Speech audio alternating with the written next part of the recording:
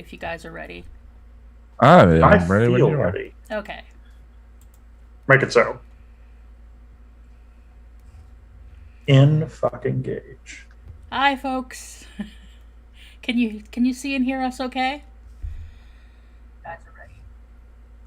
I'm ready when you're ready. Wow. Wow. All right, someone is echoing. Yeah. I think that's Mark. Wow.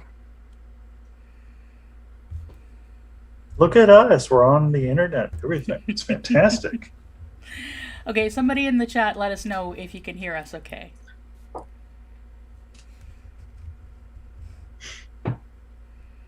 Thank you. Thank you for that. Yeah, this is a little complicated, so we're a little small on the screen. I hope that's okay. I don't know that everybody has actually met everybody, so I think you all know me. Hi, I'm Sarah. Sarah. Josh, do you want to introduce yourself? Sure. My name is Josh Gosden. I'm a big old nerd, and I co-host the Farscape podcast, Muppet Sex and Trauma with Sarah over here. I mean, I've been bothering Ian for years. Ian, how about you? I'm Ian. I have the Passion of the Nerd channel, and I just had pizza, and I'm tired, but happy to be here. Yay! And anyone who doesn't know the Passion of the Nerd channel is awesome. He does beautiful, poetic Buffy guides, all the philosophy and stuff. By the way, how's Into the Woods going? It's 28 minutes long and counting. It's probably gonna end up being Restless. My video for Restless was 36. I think it's gonna come in right around 36 minutes long, which is weird, but it's okay. It's okay. Yeah, it's gonna be good. It's entertaining, but it's just odd. Restless is this artistic masterpiece, this sort of high watermark of dream and artistic design in the series, and Into the Woods is the opposite of that in many ways. It's going to take ranting to a high art. Well, we hope so. But happy to be here. So I've not done this before. I've only live streamed once, and that was when we did we did was it Christmas Carol? Christmas Carol? Yeah, you did great then. Yeah, but I had words in front of me to read.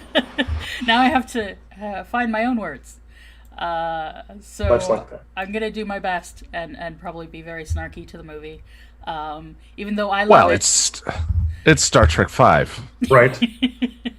We weren't. I mean, I'm not sure what does God need with a starship. I'm not sure what kind of in-depth commentary people are expecting from. If I hadn't been sober for a year, this would be a drinking game. Yeah, one man if needed. Drink, so. Yeah. One man if needed, but we'll make our own fun. Absolutely. Yes. And I'm sure Josh will try and convince us that it is a good movie. Whoa. Don't put that shit on me. You always do. I have been hyping up DeForest Kelly's acting in the live stream chat. Like, the man turns in a scene in this episode. There are elements of a good movie in Star Trek V. There are absolutely elements of a good movie. There are things in this movie that different good movies. Yeah, there are things in this movie that I think about that from time to time. I even kind of like What Does God Need with a Starship? But at that point, it's emblematic of what's wrong with the film later at that point in the movie. But, the birth of Spock and his relationship with his brother, and I like the climbing sequence, and I like Row, Row Your Boat. There's a whole ton of good stuff in this. Oh, yeah. The worst of the original series movies is still, if you consider this one the worst. I think Motion Picture is the one I like the least, but is still entertaining. There's still It's not as bad as the worst of the Next Generation movies, which feel like they're written by someone who never saw the show at times. Nemesis is definitely the worst. Data, you have a brother. Yeah, his name was Lore. He was in like 15 episodes. Did you guys watch the show? The concept of consent. Did not watch the show at all. Star Trek V has a weird place in my heart because this is my dad's favorite movie, and my dad, if you've paid attention to the Muppet Sex and Trauma videos, my dad is the one who got me into Star Trek, got me into sci-fi. This is his favorite movie because the way he always tells it is, nobody's dying, nobody's retiring or about to retire, nothing gets blown up. It's just an episode basically of the original series. Well, so is the motion picture. I mean, the motion picture is the most episode version. The whole V'ger. It is. There's 45 minutes of an episode in the motion picture, and then 45 minutes of space porn from the 1970s. The slowest. The slowest. The iris that opens and closes. Gene Roddenberry had a lot of issues. Yeah. But so then I watched this movie myself, and I'm like, for most of the movie, except that when there are moments of just absolute gold in the middle. Fire of the this, rockets! Of this sludge pile. Yeah. Or I've always known I'll die alone. Like Yeah, this one has too much plot. That one has not enough. It's kind of weird. It's thinking about the. Well, I mean, we can get into it. It's how long is the movie? Yeah, nearly 2 hours. So whenever you want to start, we can get chatty. Because I could go on about. I don't get to talk about Star Trek with anyone. It's Buffy, which I love. Well, yeah. Sorry. I think most everybody, if anybody doesn't know, Josh is probably the biggest Star Trek fan I know, possibly even more than Jesse. Is Jesse here? No, I don't think she's here, but we got some folks from Jesse's community here. Hi, folks.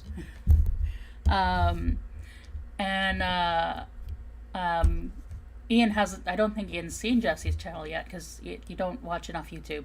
She's amazing. Right now I'm watching videos about bees, and sometimes I watch neck cracking videos. I tend to avoid watching any content that is like mine.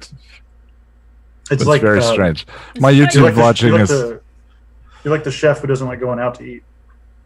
Yeah. Yeah, that's. I mean, it's not that I don't enjoy the content. It's just being self-employed for a couple of years now. I spend so much time thinking about work that really good essay content is no longer just simple entertainment to me anymore. It is research. It is inspiration. It is motivation. And when I'm watching YouTube for myself, I am watching it to relax, and I noticed at some point that I just can't watch the kind of stuff I used to before I did the channel because it makes me think about work. Like, oh, that's great. Oh, look at her edit there. I really need to. I bet I could do that too. So I watch videos of things being crushed. I watch.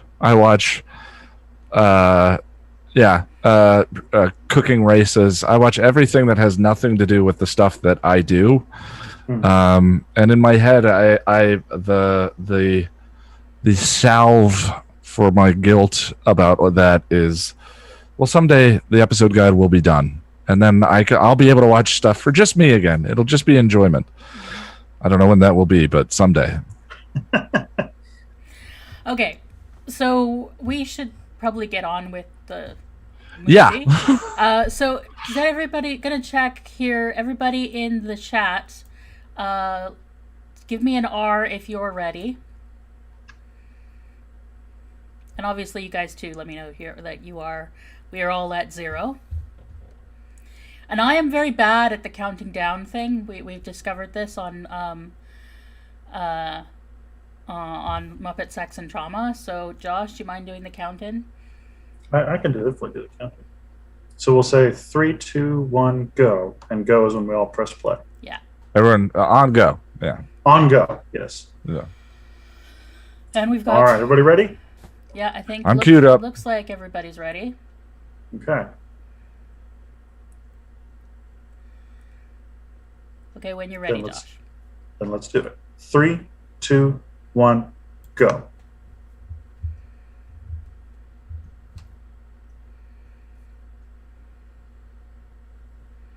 So, yeah, sorry, you might be right. A large chunk of this is definitely going to be me pointing out what I love. Because already right away, Jerry Goldsmith is bringing it. I always prefer that to just a dunking contest. I'm always looking for the fun time, and to me, just tearing the thing to pieces there's not as much joy. Yeah, if you're gonna tear it to pieces, at least do it in a fun way. Mm-hmm. Yeah. So here we have somebody saw Mad Max. Yeah. So what was the year on this? 89. 89. Yeah. So this is definitely. I mean, it's tough to do desert anything and not have it feel like the Road Warrior. Desert futurism. Mm-hmm. I think this is the only original series Trek movie that has a cold open like this. I don't remember. And I do love the idea, like, of course, I love the idea of everyone's pain and the idea of this guy's, like, condenses a decade of therapy into a 30-second touch. True. Well, he basically gets them high. Like, he gets them high enough that they're just like, yeah, man, whatever, we'll do whatever. Yeah. This is also totally cribbing on Lawrence of Arabia. Yeah. But I'm the one who would notice that, because most people don't watch it these days, and I watch it like 1,000,000 times. Well, that has an optical... They put optical dust over the top of that. Oh, yeah. That seems unnecessary. And doesn't age as well. And then it's not there.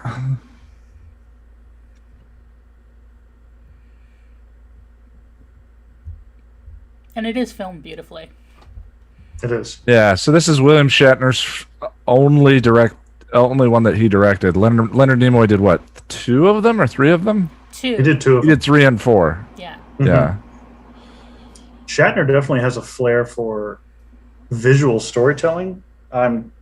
Everything that I've ever read about this movie says that the acting... He's not an actress director, ironically. No. Weird. Do it like me. No, here's how you deliver your line.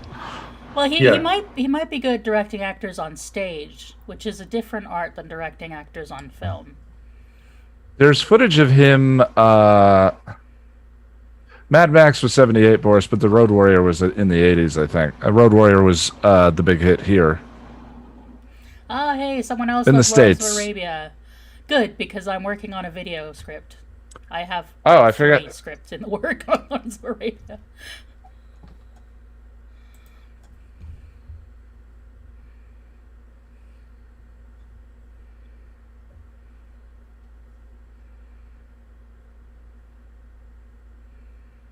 Yeah, I kind of want to meet that guy as a therapist. Yeah, exactly. I mean, except that he then makes you follow his cult, but... Well, yeah, he also didn't ask if this guy wanted to share his pain. There's no consent. True. Yes. Yeah, it's non-consensual therapy. Mm-hmm. Like, use your therapy for good, not evil.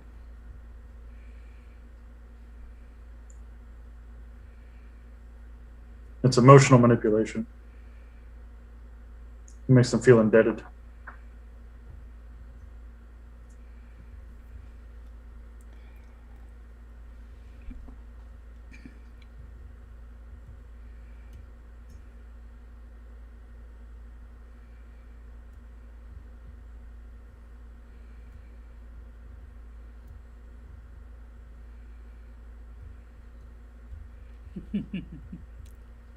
We need a starship.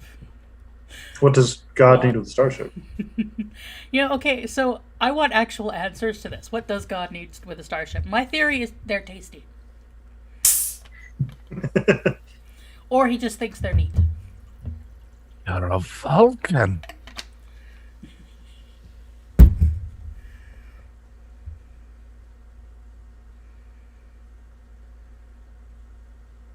That's weird.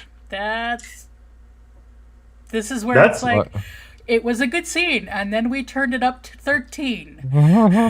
Not 11. How do you introduce an unsettling villain to a Star Trek audience? You make them a laughing. We just got to the intro credits, Marge.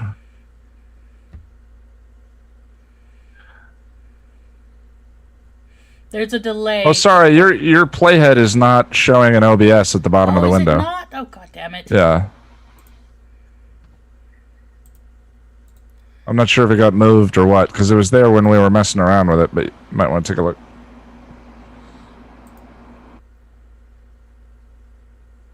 Not that window, that window. Yay, welcome aboard, Mark.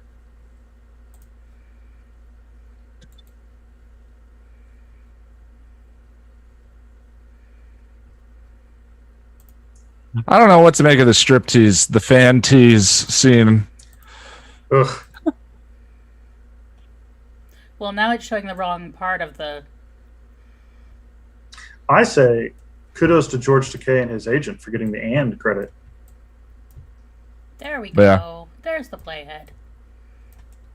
There you go. So the where we are in the video should be on screen now at the bottom of the window. So you can kind of follow along, stay in sync. Bye. We're reading your chat a little bit delayed after. Yeah. Of course. Oh, it's funny with the counter, I can see the lag. It's so relaxing to not have to be handling any of the stream components. I do this every 2 weeks. Ian, just take a load off, man. Yeah, you're just here as a guest this time, and an advisor. Yeah, I do love these soundtracks. They are beautifully symphonic. So this is my man Jerry Goldsmith, and he did the soundtrack to Star Trek: The Motion Picture as well, which is where the fanfare that eventually became Star Trek: The Next Generation's opening credits first debuted. So this is Jerry Goldsmith cribbing off himself and using that to tie together The Next Generation and the movie series. And that is... I love it. That is not William Shatner. Come on, William. Bill. I was quite pleased how much of the music I managed to sneak into my video. Actually. Yeah, it's always a trick when you're putting up content. Yeah. I have not had, knock on wood, I've not had a big copyright fiasco in a while. No, what do you... Ian. Yeah, I know. Eventually Disney will get that sorted out. YouTube is going to hear you. I only had it for my one on Good Omens and my one on Frankenfurter, and I know I just Frankenfurter one I just accepted that I was gonna. I do that sometimes. I can show them, but I just can't make any money of them over the. Sometimes, there are a few videos like that on the channel where the music is so perfect, and I was so satisfied with the composition. I was like, okay, that one I'm not making money off of. It's more important to me that one looks the way it looks. Yeah. The funny thing is, he's free climbing without a rope, and I don't think that anyone had climbed this rock in Yosemite without a rope at this point. There was a documentary released about 5 years ago about someone who did this, but of course, Bill has, Kirk doing it without a rope. He's free soloing. Oh, Jedi's got an idea on what God needs with a starship. Use it as a frisbee.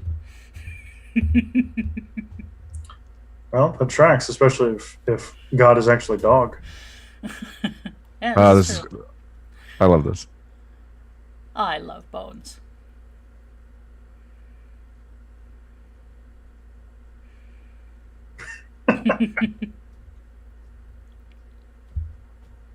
My man, DeForest Kelly. Oh, Yeah. and I think that they were trying for a metaphor with this film that might be kind of What, fully and completely up your alley, Ian. what, climbing the rock? Yeah, it's very subtle. Yes. Yeah. No, there are interesting elements to this entire movie. It just does not come together. Yeah, and yet is so much fun. Once a Klingon blows up God with a phaser, I'm like, well, And yeah, we all your favorite friend is the one who stands there with the anti-gravity boots and criticizes. oh, El Capitan. Yeah. I can't. The documentary is called Free Solo, and it is wonderful. The man who did this for the first time.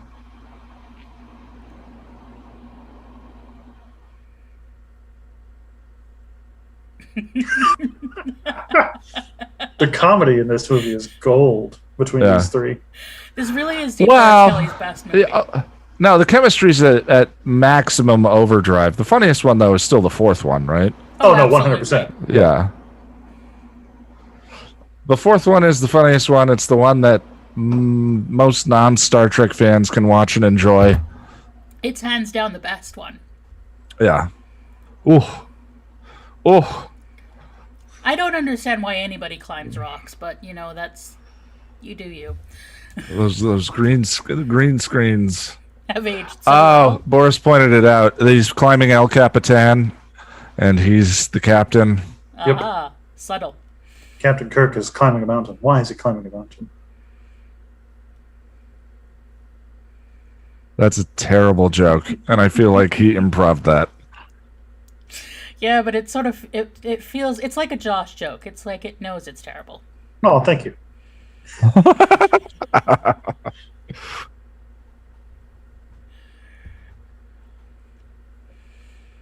And now we're going to Mos Eisley. That's the cantina, isn't it? In Star Trek? Yeah. Or Star Wars? Yeah. Star With Wars. the dancing cat lady. Water pool. It's literally pool. Oh my god, I just got that. It's fun. Oh, that's terrible. I know, right? You'll never Yeah, find the this more is- wretched hive of scum and Freebird villainy kitty. in all the galaxy. Hey, is that 3 breasts before Total Recall?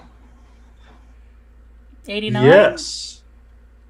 Roddenberry I thought that was always that was the wanted to thing do that Total Recall was notorious for, was the 3 breasts. Mm-hmm. Was that Kim Peck? Yes, it is. What? That's the actor. And what's the actor's name on the left? I love him, but he's one of David- those guys. David know. Warner. David Warner. David Star Trek Warner. He's 6. in And my then favorite he's- Next Generation episode. Yep, he's. Wait, Josh, did you say you've never seen the Next Generation movies?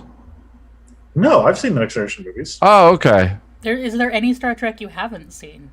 There's no Star Trek I haven't seen. Yeah. David Warner's in Chain of Command Part 2. Yep. Did you know he was reading off of cue cards in that episode? Really? Yeah, they cast him at the last minute. That's a Huh. professional.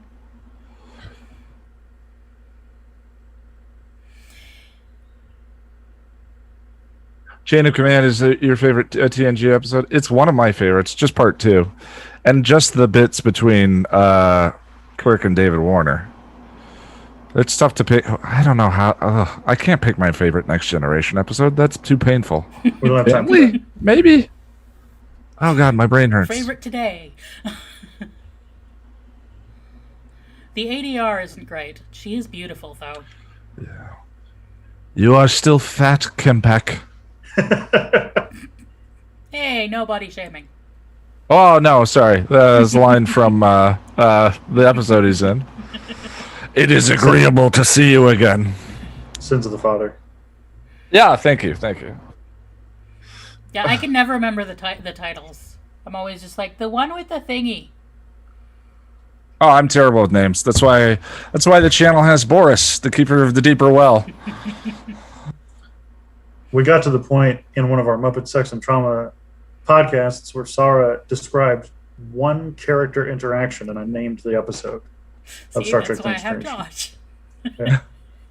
Among many other reasons. Yesterday's Enterprise Best of Both Worlds and Tapestry's great. Tapestry. The thing I love about Tapestry too is it's late in the series. It's it's the series, kind of like it's already starting to run out of gas, but then it comes up with that beautiful episode. That is good. That one is good. I think I'm most fond of Data's Day. Data's Day is so good. God, yeah. How do you pick? I don't. The episode Patrick Stewart directed where Data falls in love. Lovers in theory is wonderful. I quote that to Lonnie all the time. What were you thinking about in that moment? In that moment, I was coming up with a new formula for Spot, thinking about how fast the Enterprise should be going, calculating exactly how much pressure I should apply to your lips. He goes, I'm glad I was in there someplace. That's a very ADHD moment, isn't it? Dating ADD. My man Scotty. I love Scotty. I love them all. Any episode where Scotty is in command is fantastic. Plus, we get great Uhura.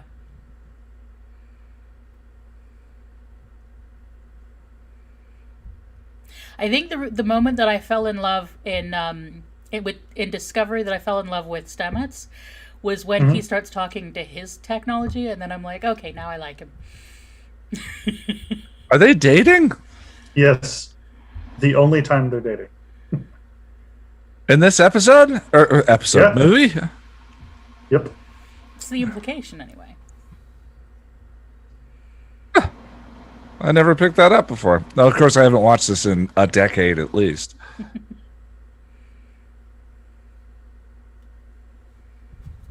Uhura's just so done with this shit.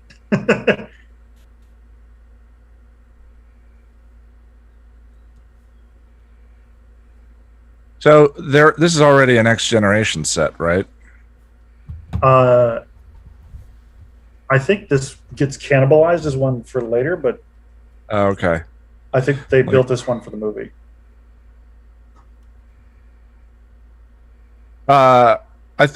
Marge, I thought that was the implication of Uhura caressing Scotty's face, that they're dating.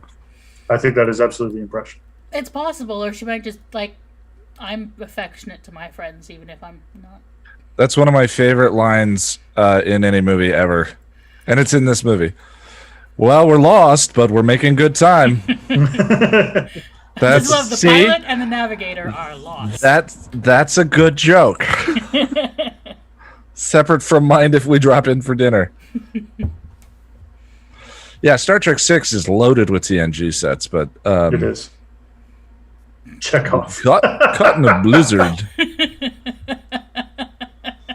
Sulu was like, "What the fuck are you doing, man?" It's hard not to do a George Takei impression the entire film. So let me apologize in advance. Oh, God. Whereas I'm trying to resist the urge to talk like this. Yeah. It's not my channel. I can alienate the audience. Get him.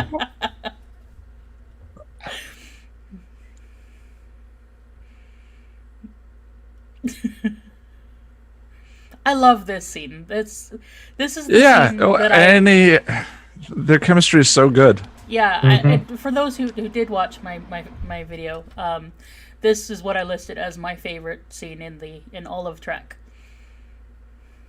It's the plot that's utter nonsense. Yeah, moment to moment, it's just marvelous. But the throuple here singing together is my favorite. Oh my.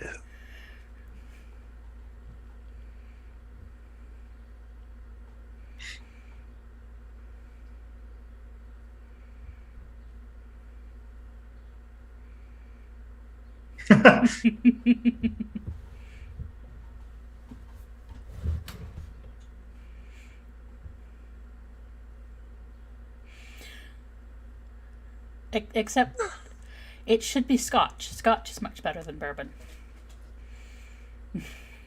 Not for a camp out. Bourbon is perfect. My favorite camp out is not camping out. Yes. I like being by a bonfire. Sleeping by one, no.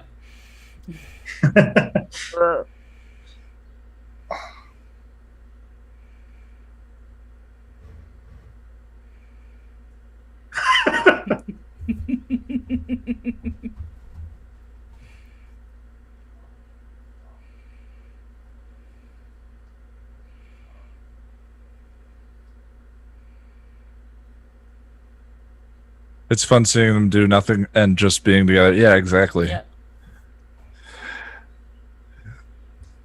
They don't get a lot of space to breathe and stuff like this. We're 20 minutes in, and nothing has happened yet. And it is which the is best part. kind of great. Yeah, it's kind of great. Yeah, God, I love that line. Yeah. I love the low stakes plots when it's just people doing stuff. Yeah, this kind of scene doesn't exist in the new Star Trek films. No, they Everything is moving constantly. They did manage to find some space for the stuff in Disco finally, and it did. In which one? In Discovery. Oh, I haven't watched it yet. I know, Yeah. but it definitely improved when they started making time for this, even though it's had they have less time in the series. Beyond The did a Abrams really stuff good job. eventually was what alienated me. Beyond did a really good job with this kinds of moments amongst all the characters. Yeah, which is why Beyond is the best of the Kelvin films. That is a very significant piece of machinery for making a marshmallow. A marshmallow. replicator. It's Marshmallow.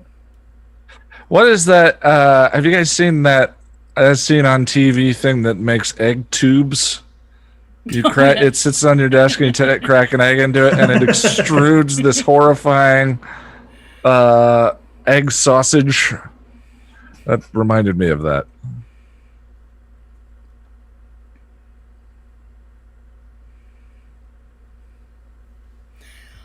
Oh, I know I mentioned this before, but you probably both forgotten. Next year when I graduate, I want to have a party, which you are invited to. And basically, my idea for a party is to have a bonfire on the beach and we can all sing together and just like hang out. Sounds good.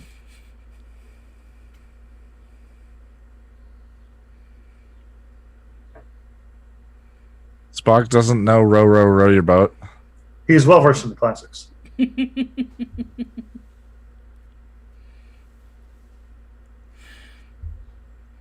He knows all that information at the beginning of Star Trek 4 from the machine that's testing him, but he doesn't know.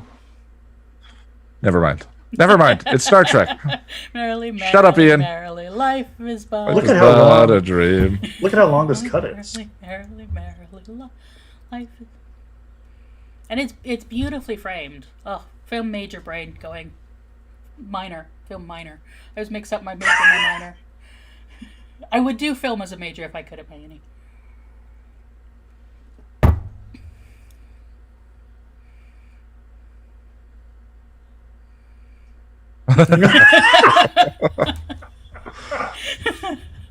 This is one of the few pieces I like of him media better. where we can make that joke.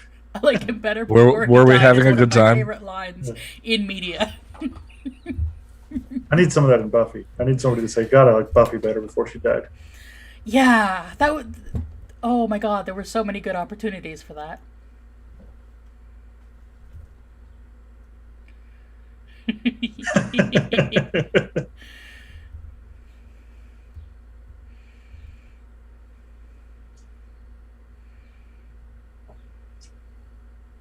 It is a deeply philosophical song.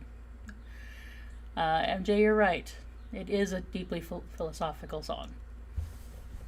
It is, and it's MG. I think it's Shatner clubbing us with what he wants the theme of this movie to be. 24 minutes and nothing has happened. It might even say, we might even replace row, row, row your boat as it might even translate it to go and get your rock. Yeah. Well, I mean, when Bones says, "You sing it," the words aren't important.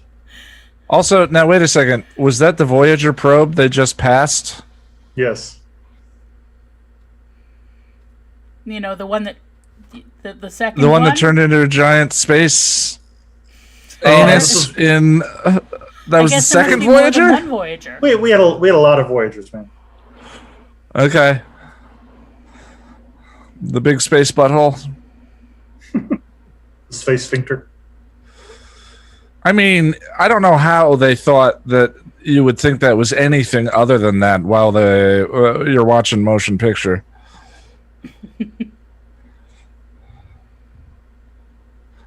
That seems unnecessary, and I don't have the subtitles on for the Klingon talk. Nor do I, but I can get it by context. It's not super necessary, yeah. And she is one sexy Klingon. I was just thinking, man, look at that woman's arms.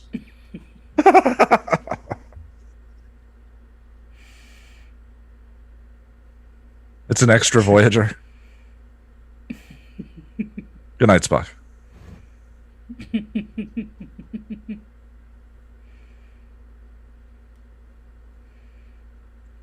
Pach, ba, pach, be. Kapla. You haven't appreciated Shakespeare, so you've experienced it in the original Klingon. Indeed. In the original Klingon.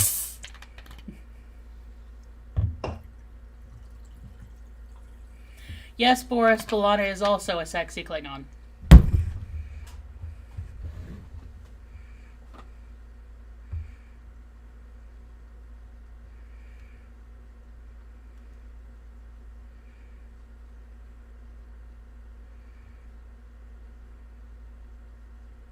They're either all hungover or still drunk, except for Spock.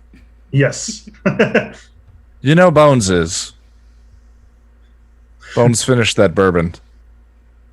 Thanks, Boris. I'm always happy to add a sponsorship. And I'm sponsored by Maintenance Phase.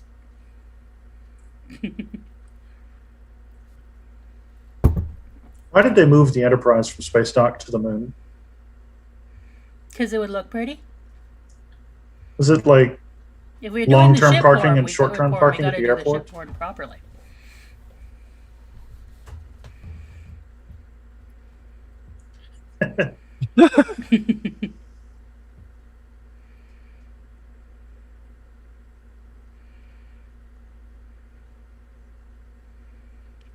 That is the question. Why doesn't he know row, row, row your boat? I think that's my only complaint with Star Trek 6. The little quotes that they toss in throughout in these movies are great. Star Trek 6 has one per scene. Yes, Second star to the right. And straight on till midnight. It's so pretentious. I know, but I love it. Of course I do. And of course I feel the same way. I mean, if Christopher Plummer is going to quote Shakespeare at me, especially the whole Shakespeare bit, yeah. I'd give real money if he'd shut up. Yeah, that is a good balance on all the pretension that was Bones. Yeah, Bones cutting into that at that point is great, but they do the undiscovered country, and we just watched Hamlet the other day. I was like, wow, that is so the wrong context for that. I remember you mentioned complaining about that when we were talking about the use of the Hamlet quote, mm-hmm. And it makes no sense in the way they used it. It's like being used by someone who's not seen it anyway. Talk about being pretentious. Shut up, Ian. I mean, the Klingons always associate everything with death. So the future could... The undiscovered country, yeah. So the future of their race, the undiscovered country would be not going. It would be going to war. If they're using a similar, never mind. It's gonna be Ian. It's gonna be okay, buddy. I'm sorry. We're here for you.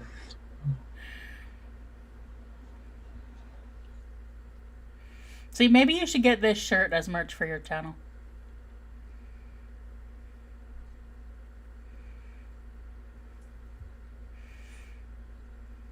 Chang is wacky, but I love him. Everything but his name.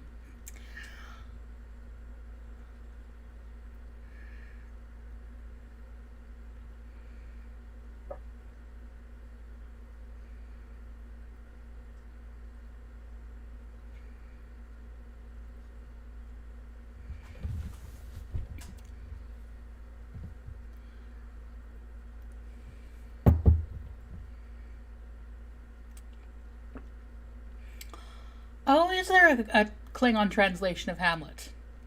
That would be kind of cool to see. There is. It's out there.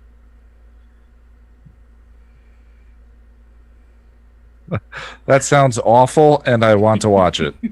Yep.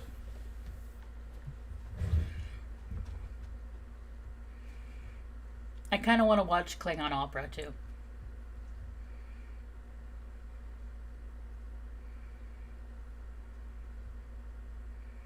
Yeah, Boris, it works in a blurry, fine, okay kind of way. It's just like Hamlet is speaking from a place of depression and darkness, and the Chancellor Gorkin's using it as a source of inspiration. But yes, thinking about the way Klingons think about death, it makes more sense.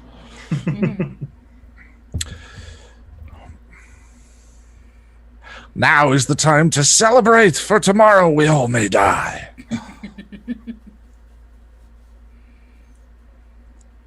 You tell him, Scotty.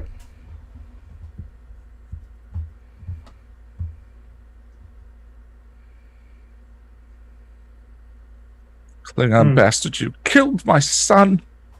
Boris makes an interesting point of the comments about the undiscovered country and death and all that. And Yeah. the future being unknown things.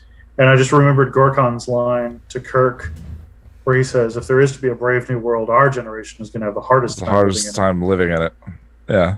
So for them, I ensuring guess it a works peaceful fine. future is sacrificing themselves. Well, it's also the death of their race being the way that they know it. the death So of their way of life. the death of their way of life as they know it. But that's not necessarily a bad thing from the Klingon point of view of death and embracing all of that. All right, fine. We've headcanoned the undiscovered country title. It's fine. I can live with it now. Of course, Moving on. Of course, the thing is that the line is the undiscovered country from whose shores no traveler returns. And if it's the future, like in Star Trek, we do see people returning from the future frequently. No more war. No more Well, neutrals. Sorry, we're about to get real metaphysical, but as soon as they return from the future is not the future any longer. Yes. Yeah, it's kind of weird that the final frontier and the undiscovered country are not the same thing. Well, frontier means there's always something beyond, right? Yeah. Well, I think they were trying to make some sort of metaphysical commentary, that is the strange thing about this movie, is all of the build up and the spirituality to it and the use of the quotes and all of that builds to the climax of it's just an alien on the planet, right? Yeah. There's no sense of catharsis to any of the ideas that they start to build up. There's the chemistry in the relationship, and that remains good, but there's that sense of like something more or something important or significant remains unaddressed. Yep. It's kind of like an Abrams mystery box with, like, just the worst thing. Just kind of not much inside. Someone said Star Trek 6 was boring the other day. Boris, that's an unfriend if you ask me. You don't need that kind of negativity in your life, man. No. No, it's You don't want that time for negativity. re-education.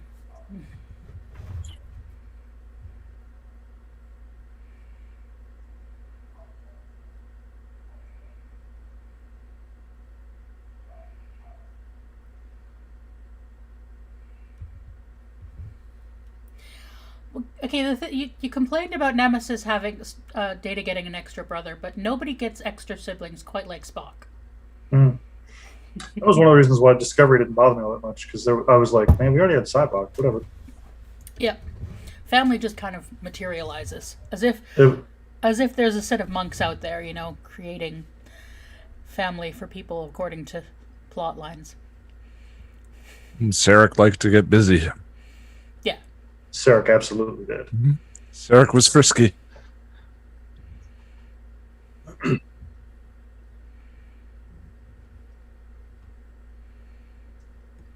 What does a spaceship need with a god? You just blew my mind.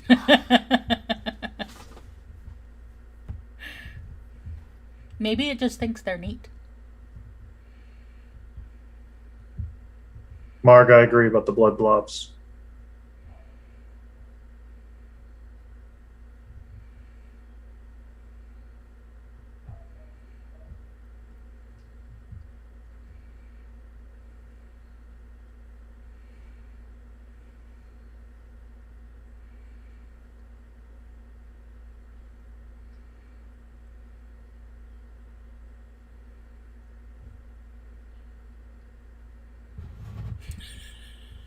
Just look at Bones' face. A passionate Vulcan? Ooh, I want to meet him.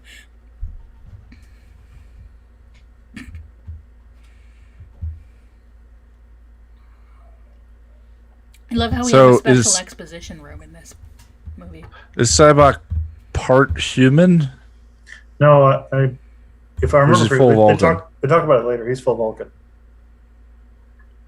I thought the whole logical, intellectual pursuits of Vulcans was driven by like the fact that they need to control their psychic powers that they do have, and that they're aggressive and warlike if they don't do that.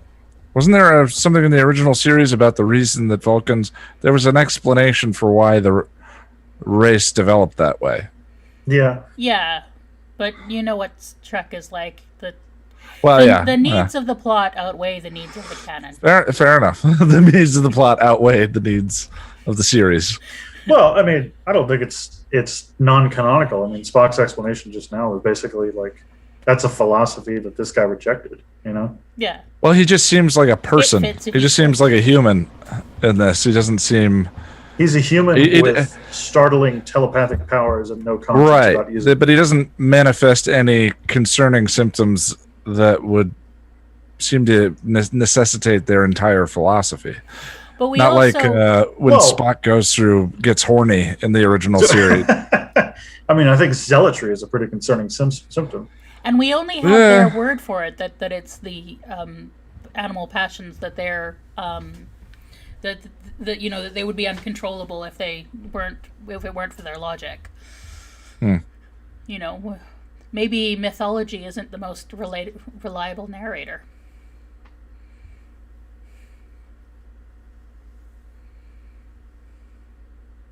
Captain Pavel Chekhov. You are in on far. violation Thank you, of Boris. neutral zone treaty.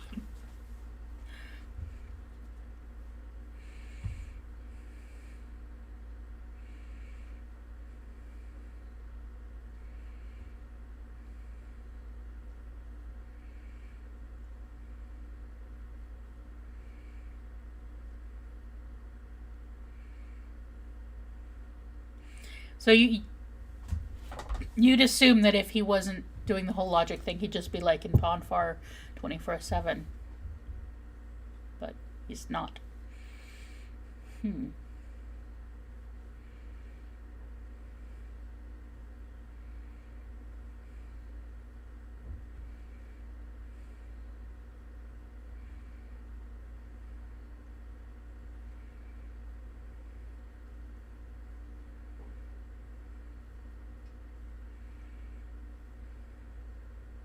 Yeah.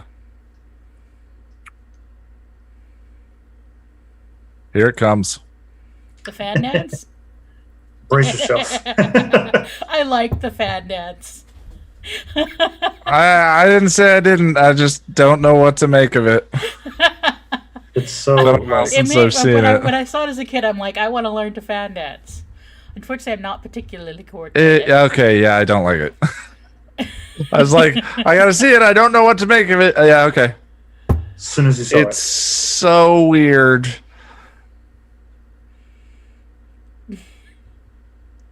Yeah, She's naked. I know it's weird. I still like it.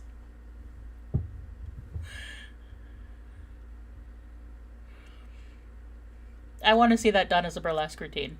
If I could dance, I would. No, okay, I'm not confident enough to pull it off. I mean, kudos to Michelle Nichols for bringing it. Oh, thanks, Jen Firelake. Yeah, I appreciate Jen. the. Good.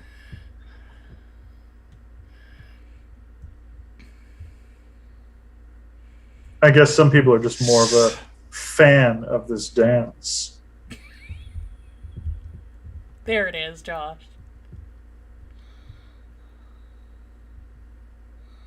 It's her Eartha Kitt moment. I don't like it. I don't like it. No, I don't like it. No, not a fan either. Oh, boys. You're so repressed. If there were any... I don't like it. I'd like it better if it weren't directed and written by man, but, you know. Right. Yeah, I think that it has that element, that feeling to it, that clarity to it. Yeah. Or rather, that baggage to it. I think you can feel that in its execution. No, I just like her performance in it. Yeah, absolutely. That's the redeeming thing. She's having fun, and Uhura's terrific. It just feels weird in placement. Take your clothes off and run out in front of everyone. All right.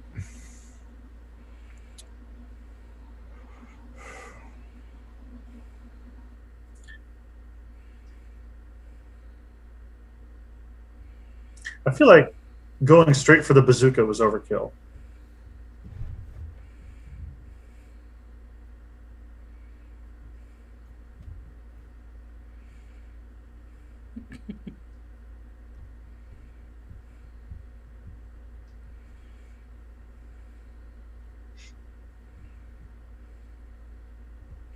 See, Marge is with me. We like the fan dance. Michelle was in control.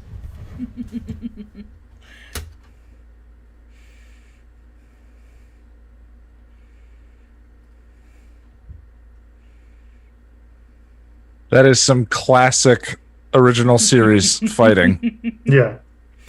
Shatner getting a fist fight is always gold for me. I love that we've got quite a lot of practical effects, though, because we don't get as much of those. He Poor neck horsey. pinches the horse. I forgot about that. We don't get enough practical effects these days.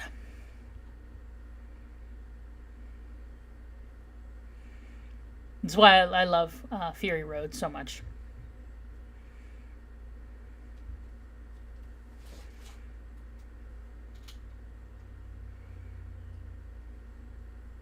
It wasn't bloodshed I wanted. Your guys have a Road Warrior minigun. Yeah. What are you talking about? Yeah. Cyborg is quite the actor. What do you expect to happen when you take people hostage? You know, sometimes a pussy's got to fight back. Listen. Can't take getting wet.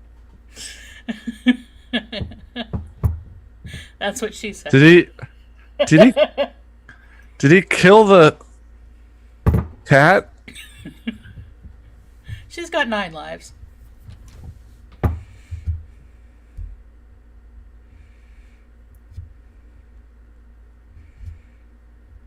This was a pretty effective rescue operation if the whole thing hadn't been for a tramp. David Warner played one of the characters I had nightmares about originally. Like the earliest nightmares that I have a recollection of are from David Warner playing the devil in Time Bandits. Ooh. Have you guys seen Time Bandits? I've seen bits and pieces. It's one of those Never on have. my list ones. It is full-on bizarre Terry Gilliam in the early 80s. Yeah. About a young boy who is sucked into a time travel adventure that is against the devil.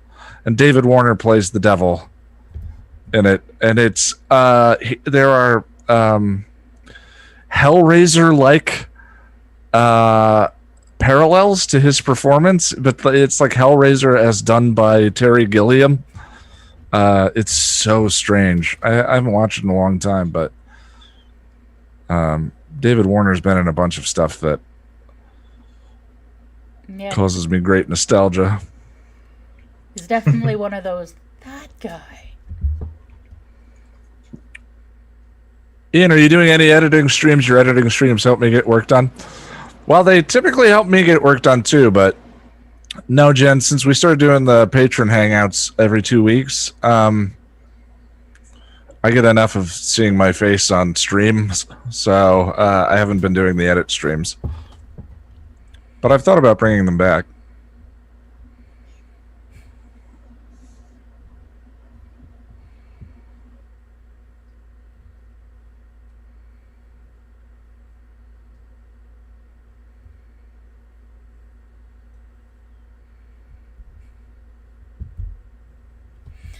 I get why you used to do the editing streams, though. It can be editing. It can kind of make you get tired.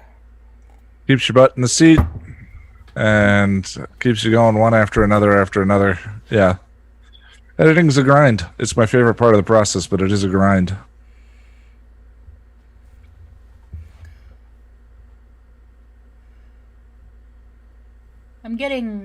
I find it less stressful as I'm getting better at it.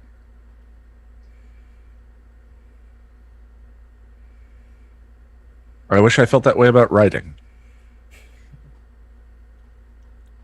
I'm relatively confident of my writing sometimes. Research. I've never been confident in mine. And talking of editing, I need to edit the podcast for Friday. That is this week's job. Whoa.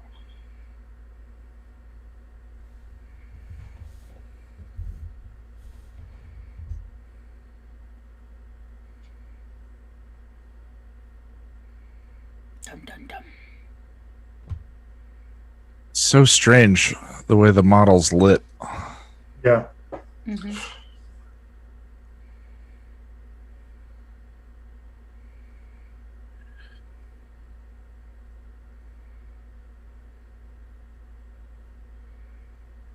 Yeah, this warp effect is so bizarre to me. Kind of cool, little fishbowl. It looked very cool. But it's the lighting on the model that's looks like it's lit in a garage. Of course, it all looked very cool at the time. Oh yeah, of course. These things were FX extravaganzas. I think this is ILM that did all of these. Not this one. That's part of why the FX look different in this one. Oh. I was going to say the falling effect in the beginning was the only one that was kind of dubious. The green screen.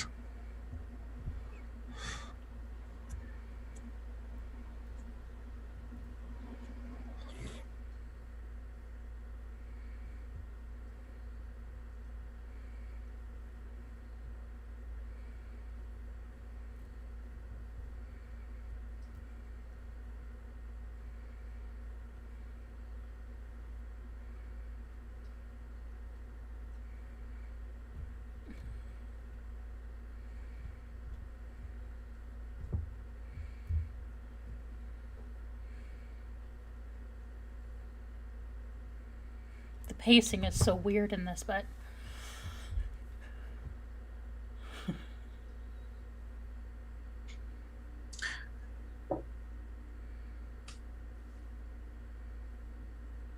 ILM was working on Last Crusade at the time. Interesting. What do you guys think of the 5th Indiana Jones film being in the works? Yeah, I heard. It seems like you feel the same way.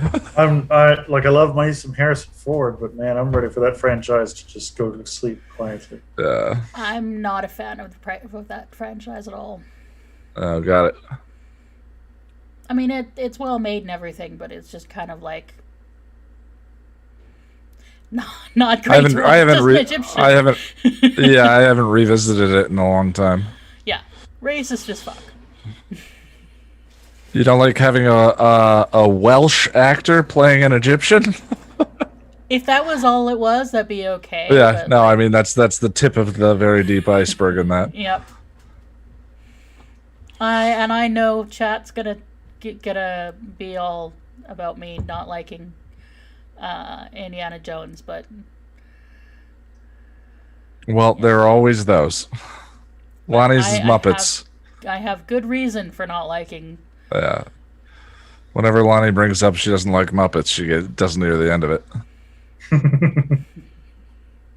I know. I'm proudest that our podcast has managed to get her to watch some Muppets. This is an achievement.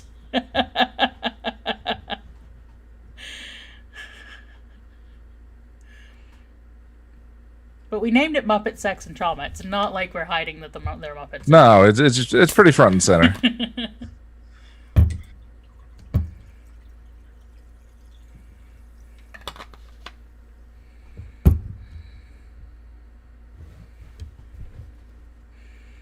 I'm sure that felt like a stunt extravaganza.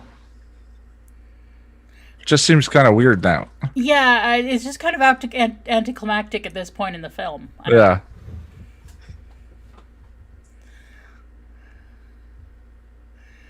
But the Klingons are having fun, and I still think she's hot. Oh, I love the captain being like, "Oh man, Kirk is so great," and like literally nothing is going right on the Enterprise. Yeah. And actually, I don't have the subtitles for the Klingons. I don't either. It's kind of fun. So it's like immersive. It's immersive Klingon. Yeah.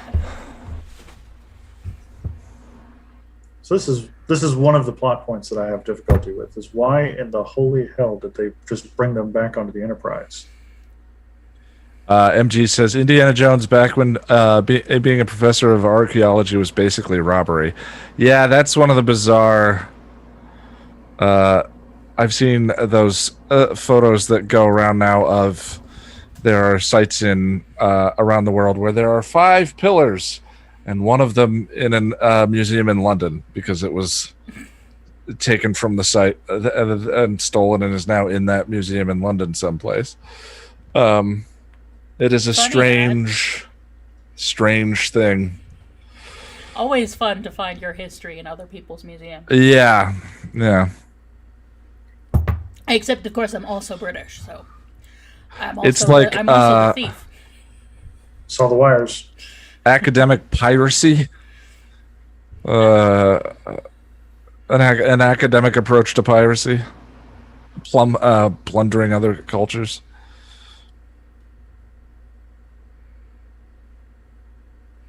Dun dun dun. So tense.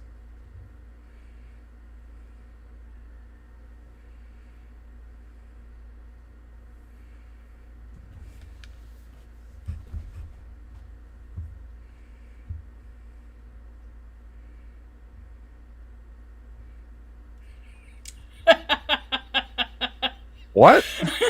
Just Shatner, do you think you could possibly make that a little bigger? Let's just take that up a notch.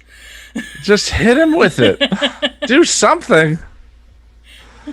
Yeah, the ease with which the Enterprise was captured is one of the plots I'm not a fan of.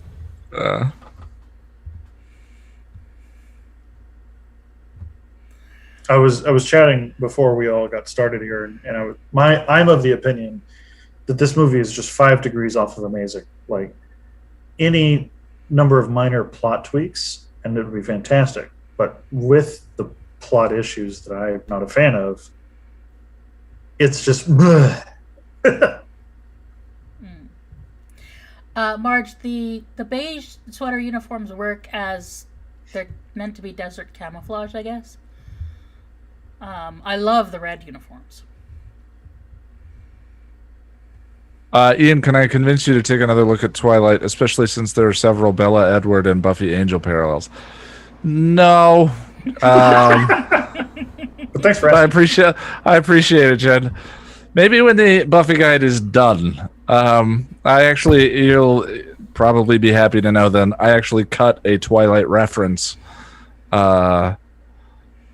that was a little dunky in the latest video. So, but no,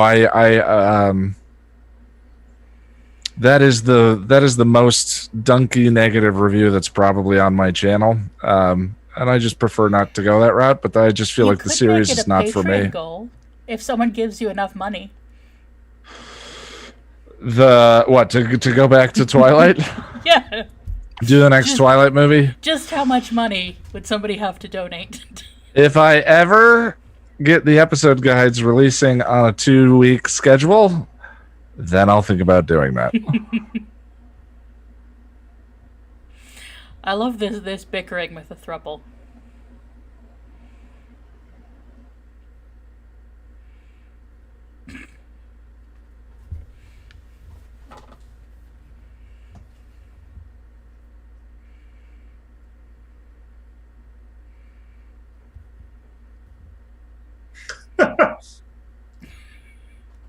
Little. I don't ordinarily think William Shatner is that overacty, but I think another director would have cut that out. That was very goofy. Like it would a lot of his acting would work on stage. It doesn't work when the camera's near. Yeah. There's some black and white footage that exists of him and Julius Caesar.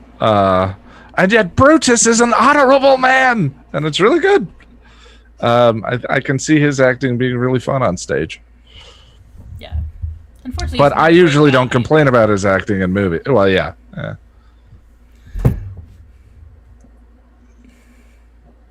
we have Nimoy for that. Do not use well in space dock. Don't use the toilet while in space dock. Yeah, because it dumps.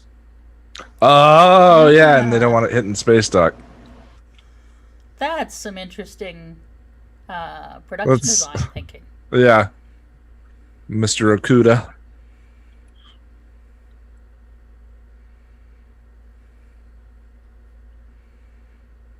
Oh, poor Chekhov is always getting stuff put in his ears or stuff put in his head. Or we're getting bonked on the head. Must be the radiation. It's radiation.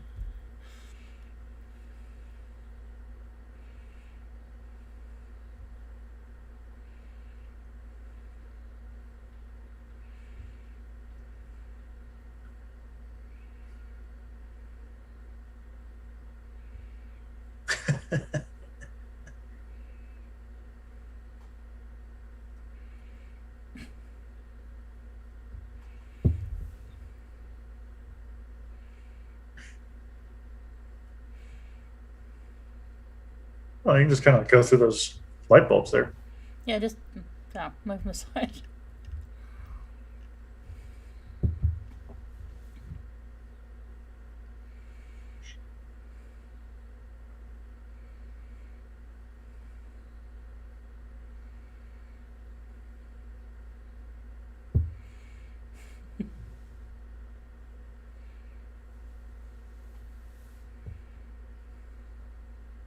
Yeah, the editing just not tight enough. Yep.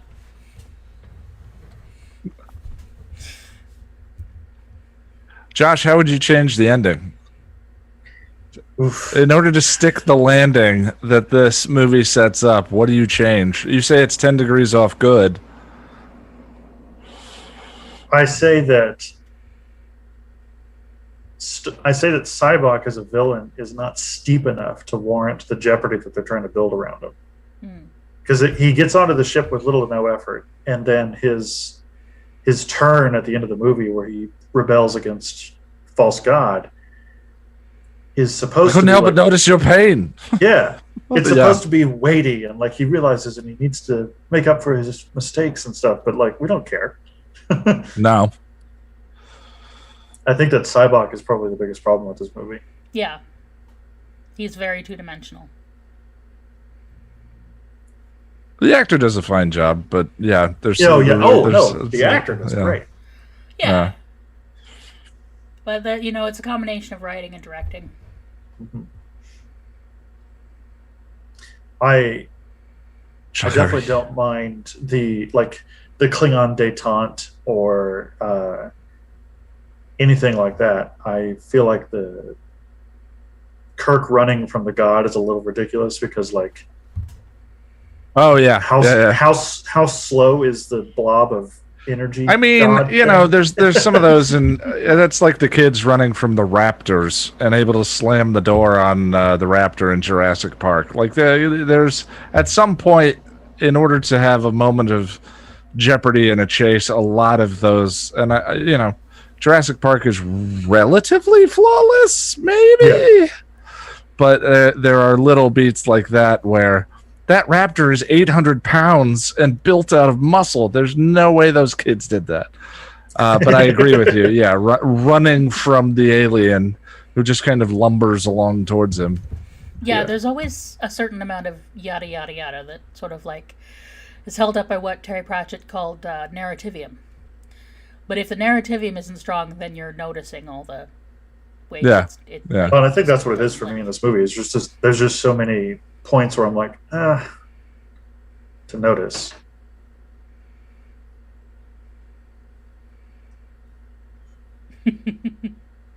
This is Scotty to the rescue. See, so that's goofy. A nice bit of company.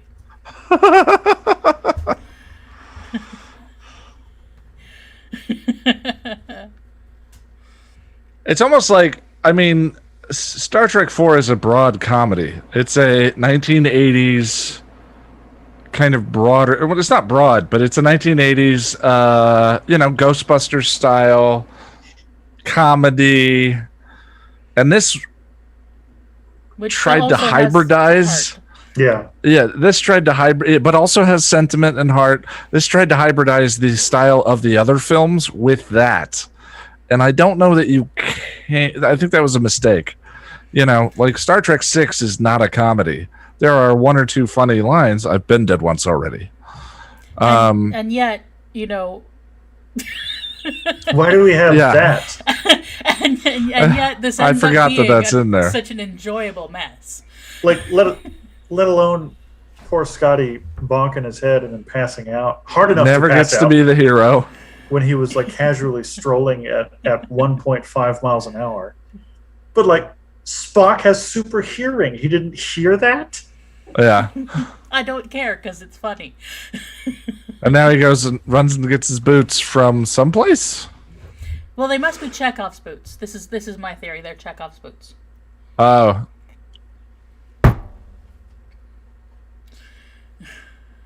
They were set up earlier, you see, so. Oh, yeah. Yeah. Boris, Well, yeah, I'm fine with it. Boris, the Way to Eden is definitely not a plot that I want reminding of. I still need to actually make a run of the original series. Maybe I should just do all the original series and then Next Generation and then Deep Space Nine. Mm-hmm. Oh, just do 500 hours of television? Yeah. That's how I do.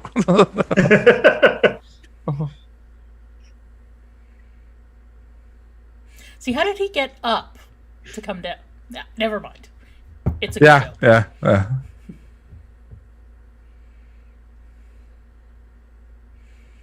Yeah, everybody had to cuddle.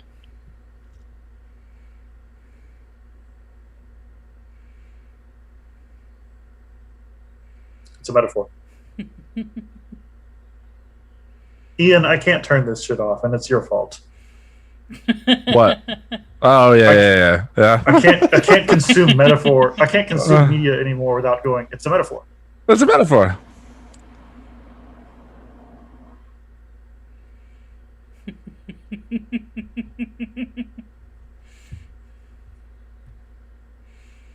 So Spock is just holding them by their belts? They're having a little cuddle.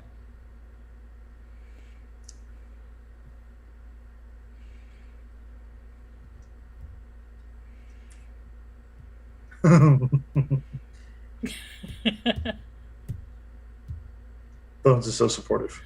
Yes. Well, sometimes.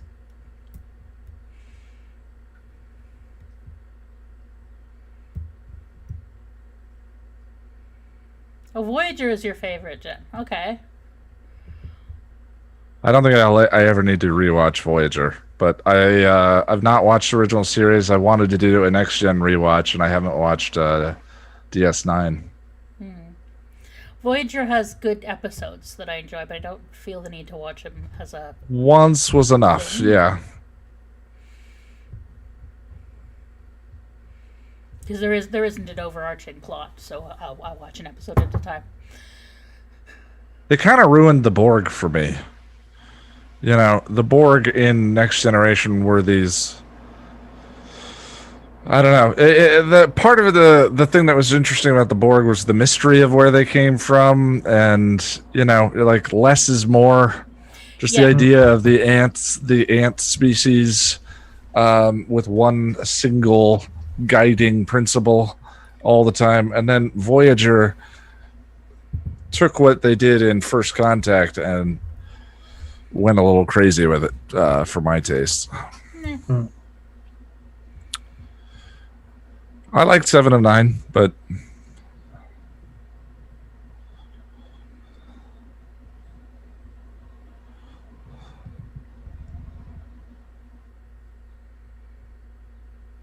We've returned to the exposition room. yeah, You have a very special room for exposition in your ship. he's always doing a TED talk. I'm thinking like They said the sound barrier could never be broken. It was broken. I'm thinking that Shatner basically Afraid of nothing. accidentally shot a stage play. Like the way a lot of these scenes are built. It's a stage play. True. Yeah, because the action sequences don't feel integrated. They feel like, and now it's time for the action sequence, and then everyone stops and talks for a good long period of time. But he's shooting this scene like it's an action scene, and it's just Lawrence Luckenbill expositing. Yeah. Doing well, but Yeah. Not everybody can have Giles' ability to. yeah.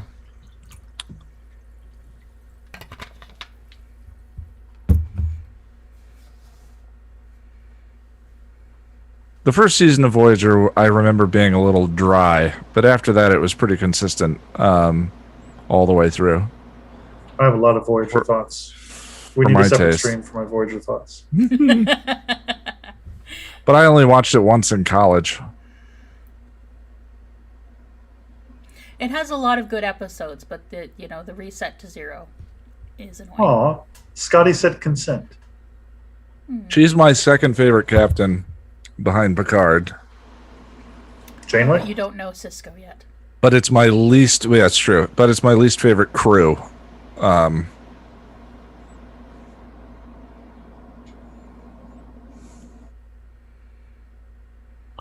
And we are back to Room of Exposition. He's explaining Eden. We get it. We get it.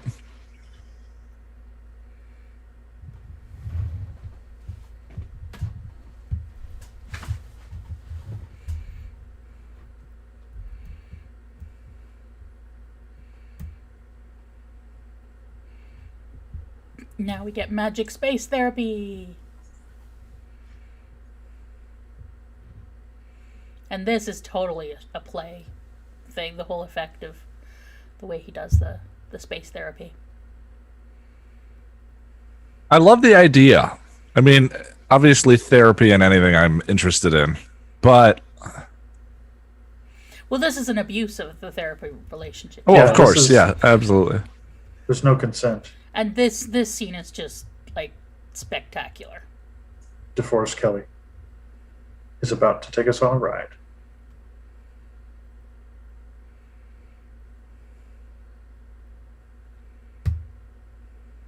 His emoting there is terrific. Mm-hmm.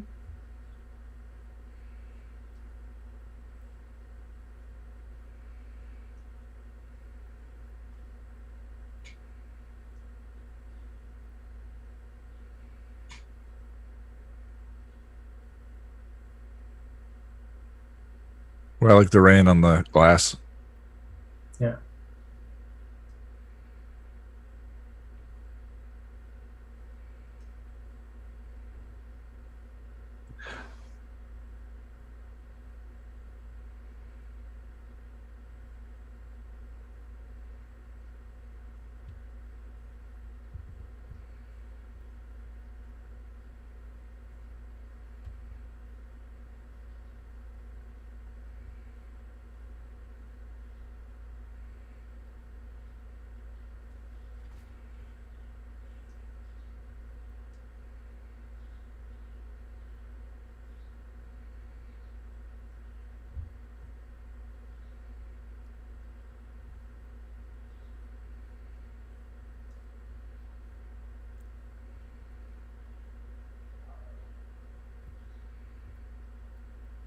so stagey. And yet so, like, yeah.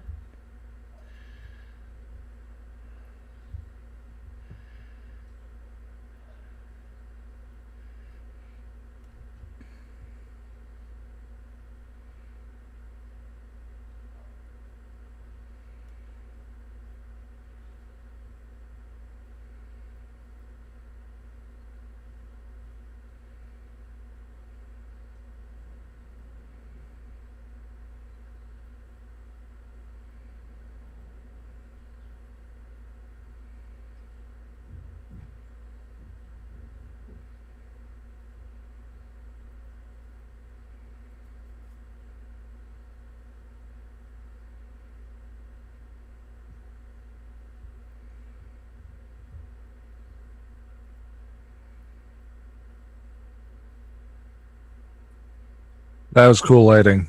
I was just thinking that. He casts the shadow That of was his own father. really cool lighting. Yeah, shadow over the body. The great content of us being quietly watching a scene. You're not supposed to move the body. Oh, This is that. This is that. Yeah, that's absolutely.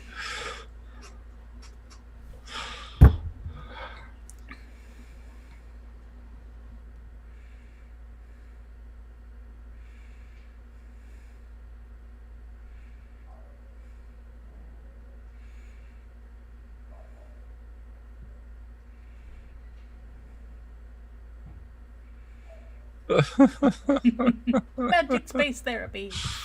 It's amazing.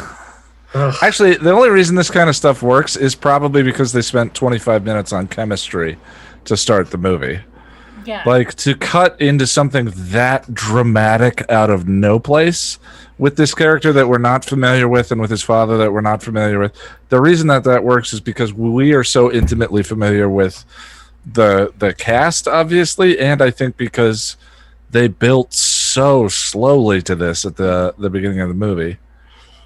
Well, and it does work. It works, and I like to Yeah. I like to consider the way that knowing this about Bones recontextualizes the original series, because like he came onto the Enterprise having killed his father. Yeah. It's interesting though that released his father.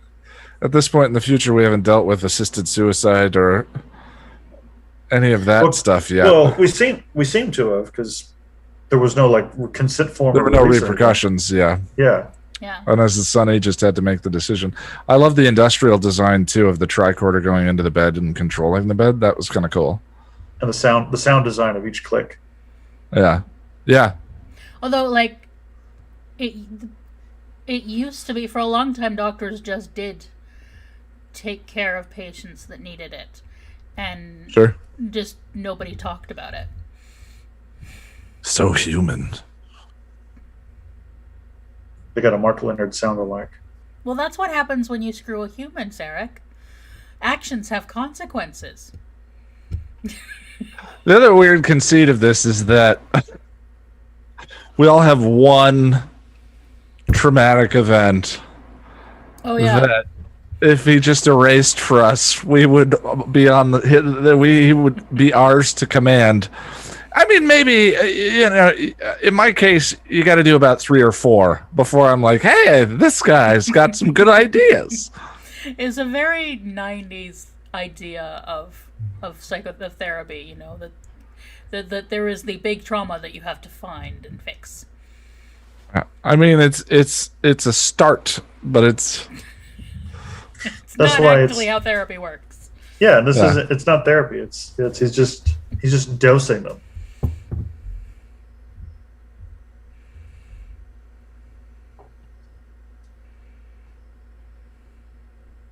I think the reason that this doesn't work with the 3 of them, other than their bond being strong or whatever the hell that means, is because his what? See, this is when he does his go and get the rock thing. I don't want my pain taken away. I need my pain. Yeah. But I think the reason why this doesn't work is because Cybok made the decision to involve all 3 of them in all 3 of their pains. Yeah. Yeah. So they got to still be there for it. In the other instances, it was isolating. In this instance, it was bonding.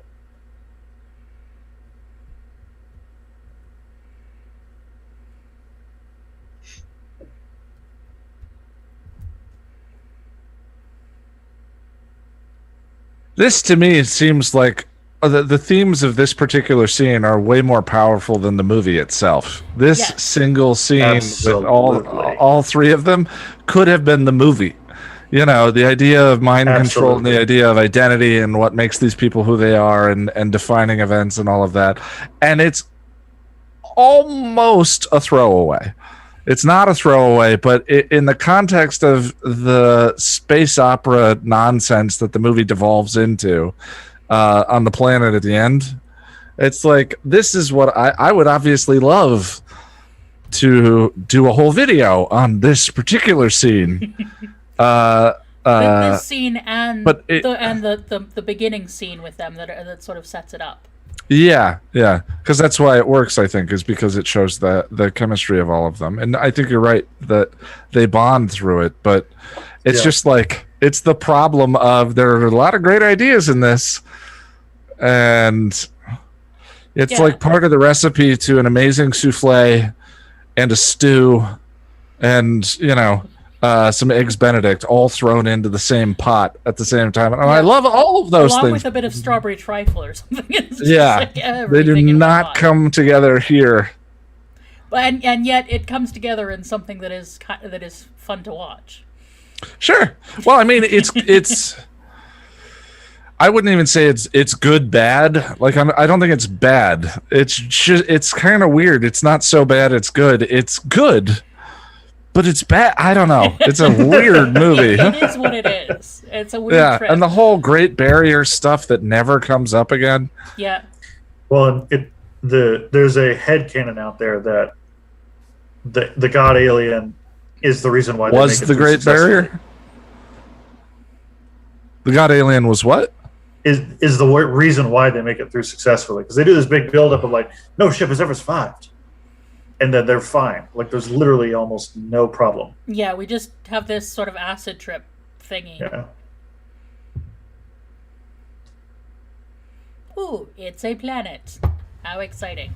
But I love Spock's whole thing with, like, having dealt with his trauma. He's not susceptible to stupid. Yeah, because he found himself. Yeah, exactly. That's wonderful. And I love Kirk's. They all have different takes. Kirk's take on my pain makes me who I am. I want my pain. I need my pain. There's tons of stuff to unpack there that the movie doesn't bother with. And then Bones. Is this cheesy? The music drop and the thingy and my God, that's just like. And Bones' take basically being, I'll stick with my friends. Yeah. Yeah, that's great.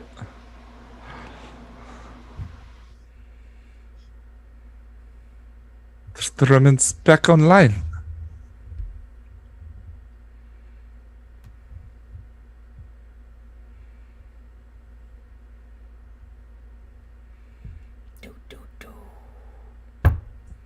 You know, it would have been an interesting connection. Was TNG already airing when this was on? Yeah, it was in the second season by now. Oh, because the planet reminds me a little bit of the planet that the alien from Skin of Evil was on. And what if that alien were Satan? The remnants of this alien that the Klingons had blown up?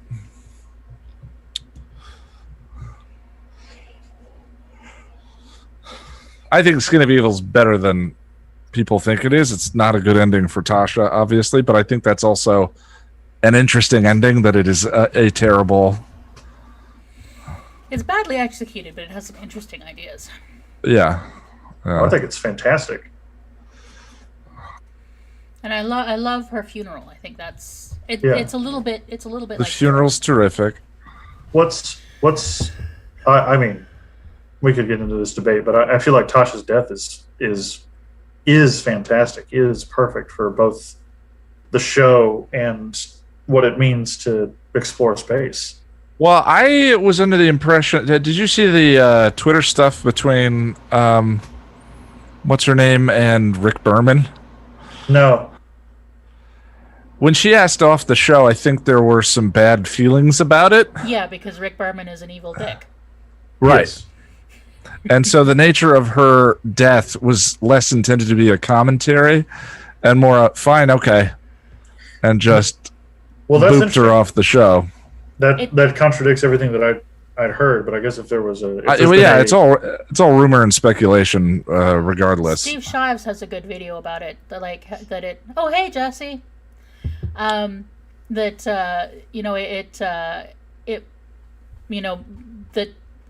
changed the show in a great way, even however it came about. Yeah. I agree. I think it was a big step. Really all big of step. the changes in the way the crew occurred. I think Tasha was a character from a different Star Trek. Who knows how she would have developed if she had stayed on the show. Yeah. And she is the Doyle of Star Trek.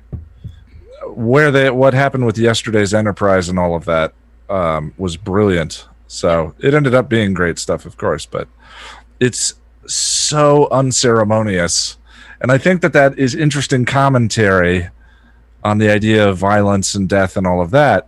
But the behind-the-scenes stuff sounded... Yeah. That's the thing. We love Star Trek. We hate Berman. Yes. I think I don't know that seems to be go along with that. And it's kind of like we love Buffy, we hate Jaws. Yeah, that seems to be a running thread for a lot of my favorite things. It's why I don't like meeting the creators. Yeah. The music is beautiful, but it's sort of too much for this scene. Jerry Goldsmith is the Atlas. Yeah, they're in a desert.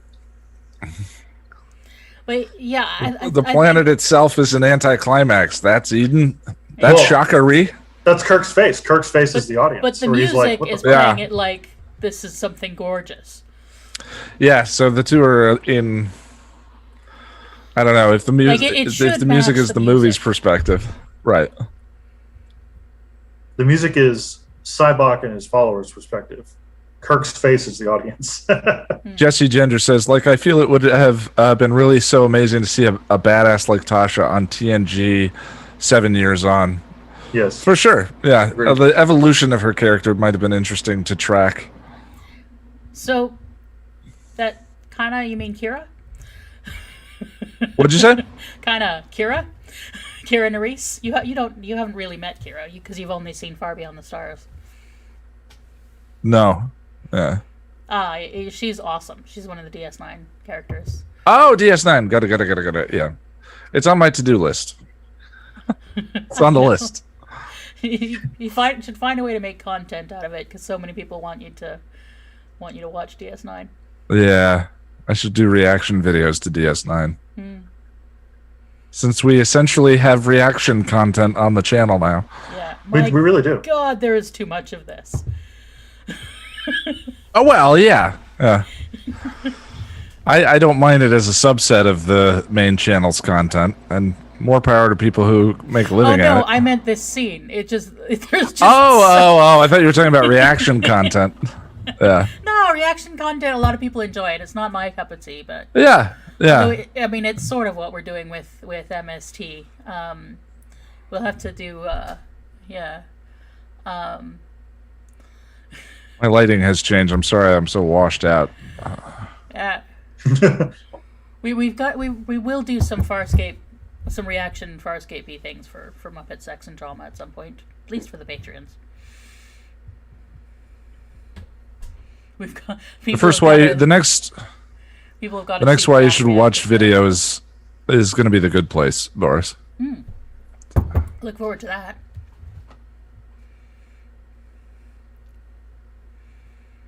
And now we're back to the stage play. It's so funny how often the deserts of California just outside of LA make appearances and stuff like this. Yeah, it's funny. It's like how all the planets in Stargate look like Vancouver. Yeah, this planet is in dozens of Next Generation episodes.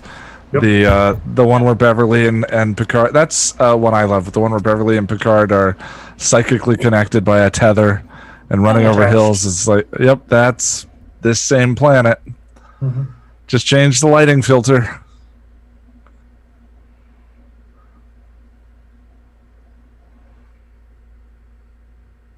I'll say for this, the god, he knows how to make an entrance. We have traveled far. Oh, apparently the purple hue is natural. Oh yeah, I've heard that, Marge. I don't know how they. It does look pretty cool, purple. That's interesting. Maybe they got the white balance wrong. That's the easy way to do it. Yeah. Just oops. bork Hey, the white balance. Cool.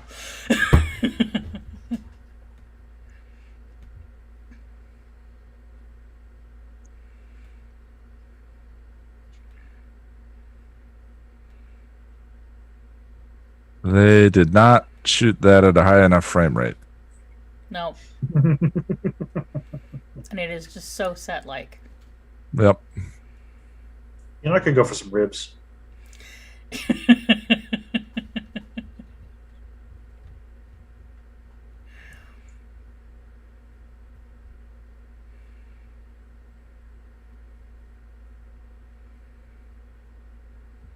Well, here endeth the good ideas in the movie.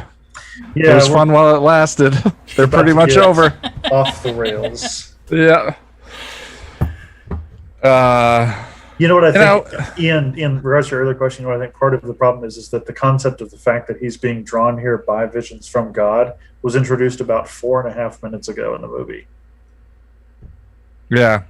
Well, and I think that dabbling with spirituality in a science fiction film in this way, it's just tough to have it both ways. It's like killing God. Yeah, literally killing God. Science killing God. Bye, Mark. What, this movie See you, Marge. on the nose? Are you saying? How dare you suggest that this film is a little on the nose? Welcome. That's a bit much. Brave souls. Many faces. I love that audio effect.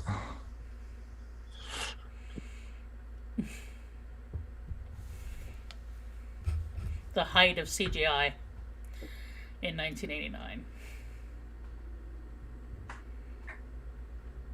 I mean, the alien I knows am the what's up. ghost He's of like, Christmas future. the alien is just like, I'm trying to just fulfill what I think you want. Actually, he kind of looks like you, Ian.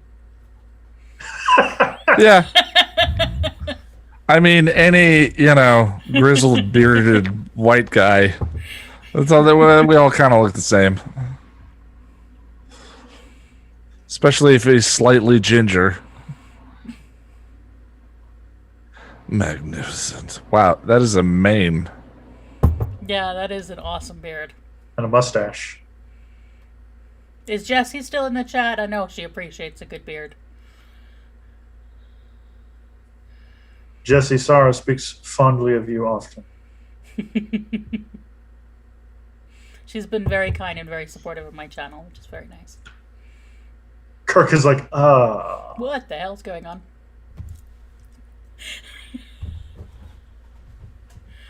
Drum roll, please. Yeah.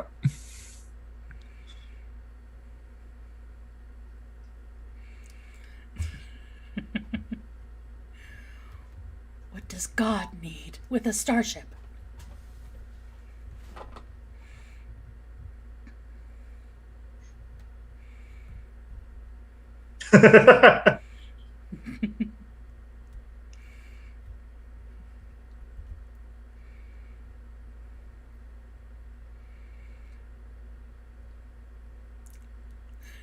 Don't ask the Almighty for his ID. Da-da-da-da! Dum, dum, dum.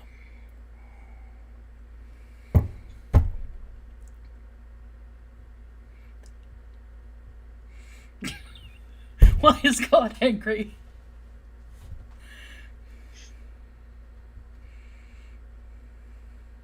Drink.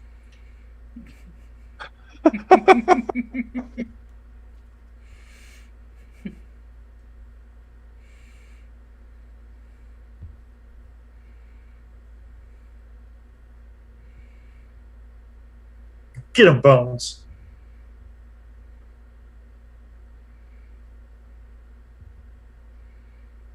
Right on.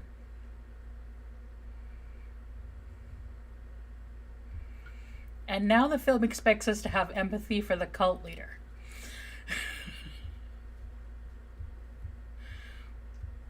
Yeah, it is interesting that that kind of the cult leader coming to grips with that all of his nonsense was nonsense, but he has not earned our care yet. Yeah. Yeah. Just because he's Spock's brother doesn't mean we don't, we have Right, Jen. reason not to want him to be. Bye, Jen. Thanks for coming. Bye, Jen.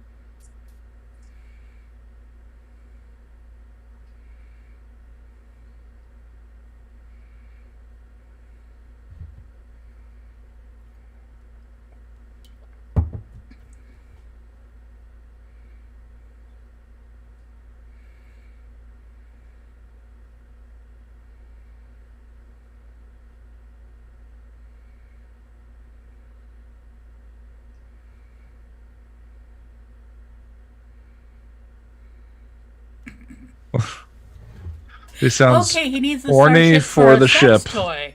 Okay. Yeah, horny for the ship. Yep.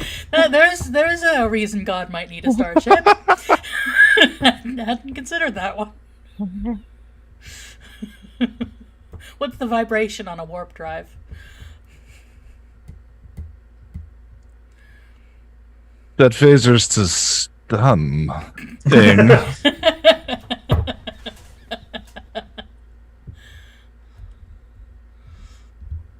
This is such a dumb death. Oh, for God's sake. Well, you can't do dramatic self-sacrifice thing unless you've built the empathy for us to give a shit. Yeah.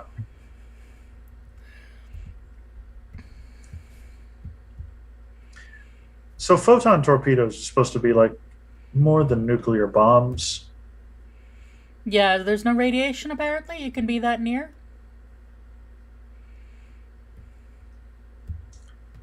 Boris, DeForest Kelley was nominated for a Razzie? Are you kidding me? Yeah, that's terrible. Yeah, I mean, there are plenty of people who should get Razzies for this film, but DeForest Kelley is. I mean, the movie should it should get a Razzie for directing, or William Shatner should get one, but not DeForest Kelley. No, Yeah. Seriously. Shatner's acting is fully on the table because he directed this. I think Should give him the acting all ones the are Razzies. the acting ones are dubious if you didn't direct the thing yourself, because you didn't pick that take, and the director didn't tell you what. We don't know well, anyway. Also, Nimoy and DeForest are doing a fabulous job. Yeah, they are the reason there's any grounding to any of this. Yeah, the core cast, apart from Shatner, Boris. who is going up to 11 or 12. Yeah. The rest of the cast is doing great.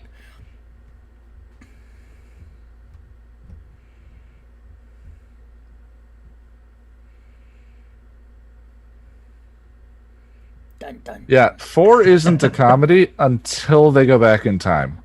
Because they leave the actual Star Trek universe.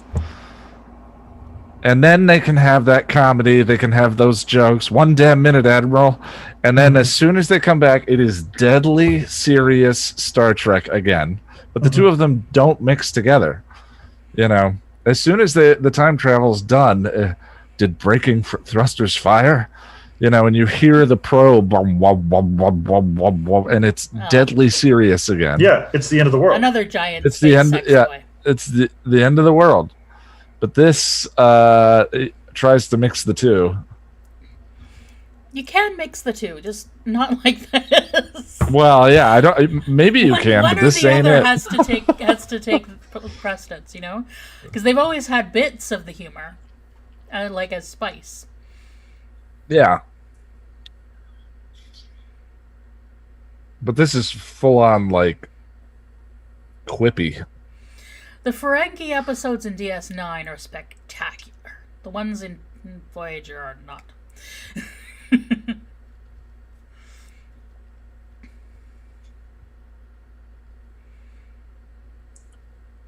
Get him, Spock.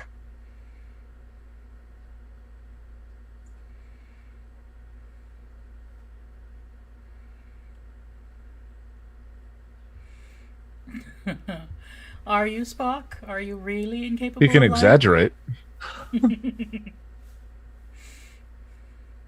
A lie, a choice.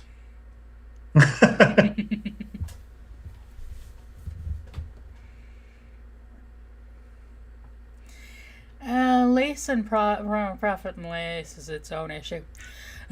There was a good core to that episode that got yeah, but Ian hasn't seen the S9 episodes really, so we shouldn't talk about them too much. He grounded that nice pretty well. Damn you, sir. You will try. You will try. Yeah, that was great. This is so stupid. Yep. I will climb rocks to run away from God lightning. Do you think he needs some Visine after all that? Godlike Visine.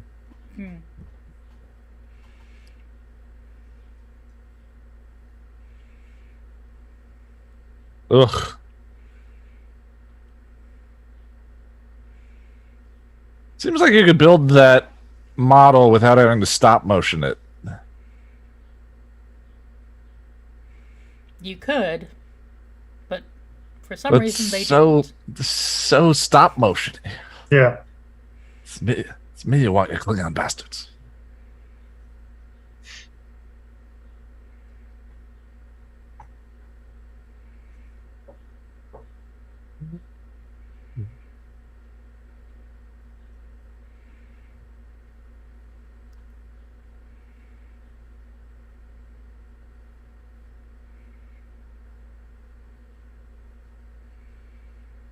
Have all the chat gone home except for for Boris?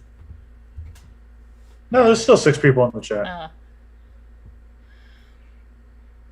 I apologized.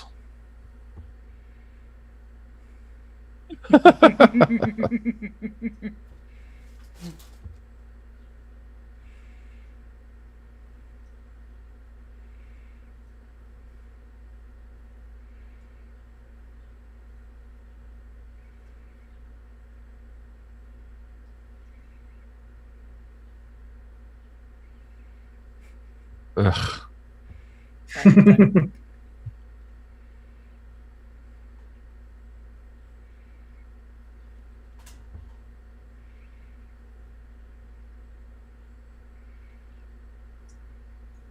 Aww. This is totally heterosexual. Just hug. Kiss him. There is no gay subcontext to this Not in front of the Klingons. whatsoever. Where's your subtext, Bugle? I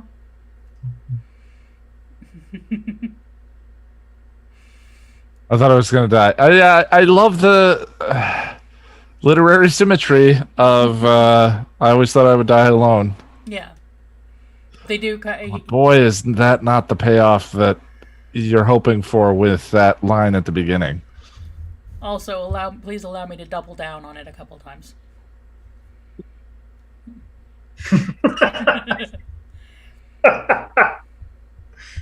These guys.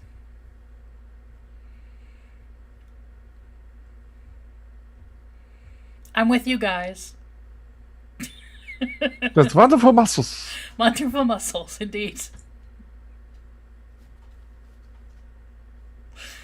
Note to the galley: Romulan ale not to be served at diplomatic functions again.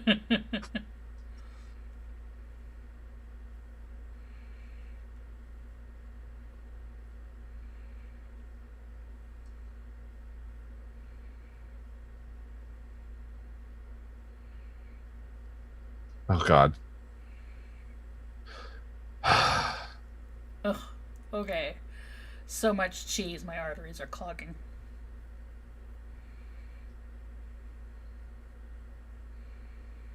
We don't care about Spy Sarlacc.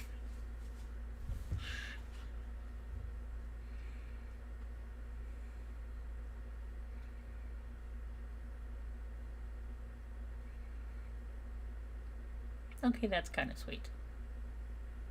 That whole thing is sweet. Yeah, I don't like the gods in the human heart idea.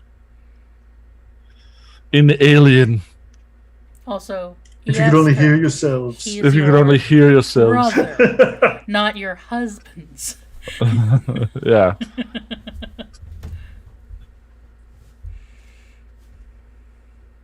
The very name is racist. Federation is nothing more than a Homo sapiens only. I can do this all day. I love Star Trek 6. It's so fucking good. It is fucking good. But if we watched it, we'd sit here going, "Oh, this is so good. Oh, this is so good. Oh, this is so good." Whereas there's stuff we could actually say about this one. 4 is my favorite, but 6 I think 6 is my favorite. 6 is so close. 4 is my favorite. 6 is the best.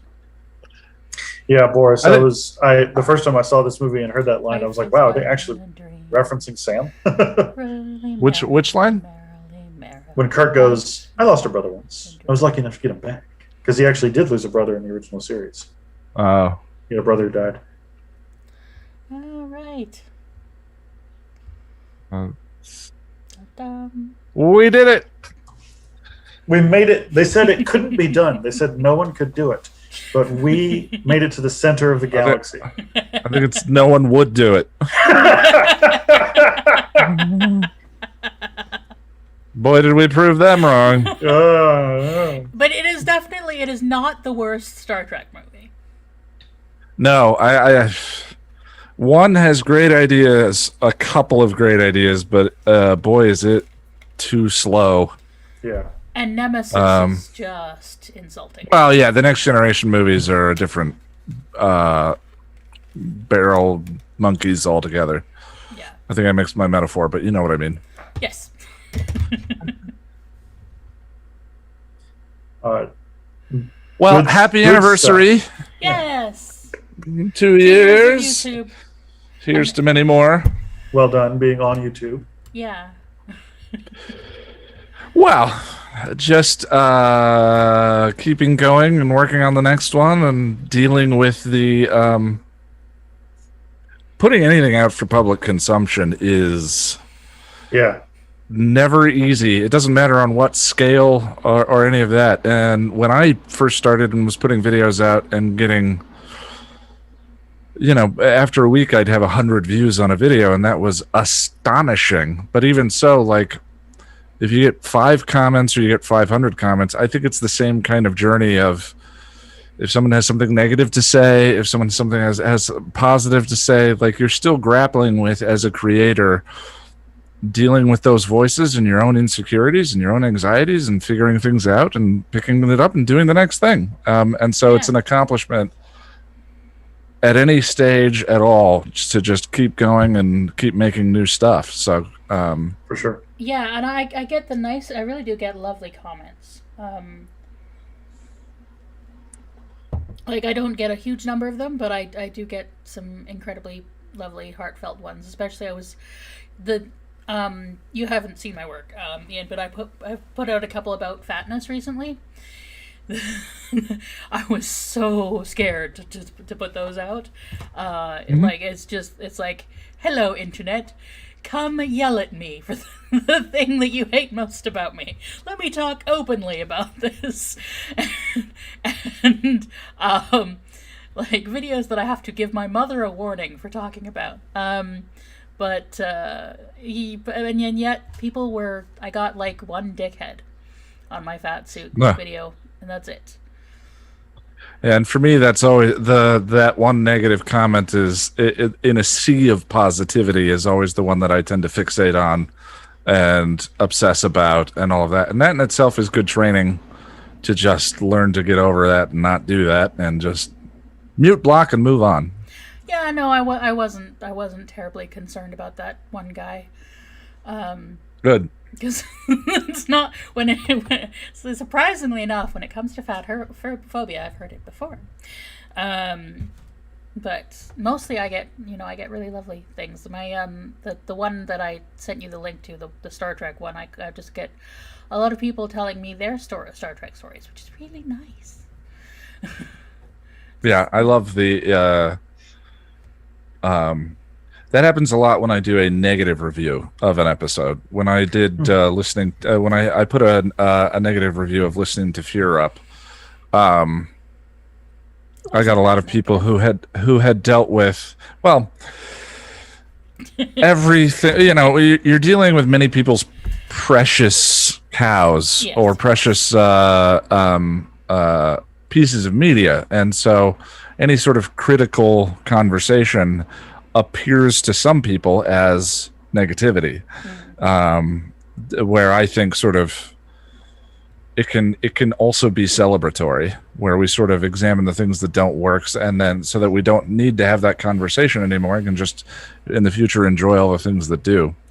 But for that particular one, there were people who had dealt with dementia in their parents and taking care of their family members and all of that, and so strongly had a personal connection to Buffy's scene in the kitchen over the sink that it sort of transcends for them all of it's what I talk about all the time, that personal resonance, that emotional resonance with the thing, which more power to you. I wish that I had that with that episode. I want that experience. So yeah. But that tends to be when that comment happens to me the most is whenever I'm a little of a bit of a naysayer in an episode. That's why the most negative comments I get is always on my 7 of 9 one, where I criticize the male gaziness of that ridiculous costume, and people act like I'm personally insulting Jerry Ryan. She did not make. Rick Berman made that choice. Right. And I will personally insult Rick Berman every day and twice on Sundays if you like. But my only thing I say about Jerry Ryan is that she's very talented and very pretty. But yeah, then I get weird comments on that video. People telling me about how she helped. It's like, no, just because you found it sexy doesn't mean it's good storytelling. Yeah. Well, anyway, that is definitely just a part of the whole journey of learning to have your repulsor beam up for those kinds of people and to just plow ahead and make the next thing no matter what. Yeah. The next video is the most important thing. And I have absolutely no ideas for the next video. That's okay. I mean, I have a bunch of first drafts, but right now I don't know what I'm gonna do. Unless I do, I might do if I can actually get something coherent. I might do thoughts on the discovery about stuff about residential schools in Canada and that difficult stuff. If I can get something actually coherent. MG in your comments has a great comment for you. It says, I think your voice and messages are getting stronger and clearer as you go along with your videos, and it's great to watch. Oh, thank you. In my humble opinion. I like your opinion. Well, the funny thing is that my roadmap for the next 10 years is laid out in front of me. I know exactly what the next video is to work on, and I struggle the same way. It's just a struggle. That it just is what it is. Yeah, especially because you and I have ADHD, so it's like it manifests in different ways. But for me, it's like I have all these ideas in first drafts, but what's actually going to sit down and write? And yeah, I have people who are like, "When are you going to do another color one?" I'm like, I don't know. I've got a couple scripts started. It'll happen when ADHD decides that it is inspired. Mine's the big storm of voices in the head, and especially when the self-doubt swirls up. Self-doubt's very distracting. Let alone the fact that I'm a bit of a distraction addict anyway with games and all of that. It's just very easy But nonetheless, the Ian, next I one think hits the reset button. Ian, I think I can help you with that because each man hides secret pain. and yours runs deep, and if you share it, then I think I can guarantee you a new video. I love you, Josh. Well, I was born. No. So human. So human. Well, I appreciate you inviting me. Thank you so much. I appreciate you coming and taking time out of your editing.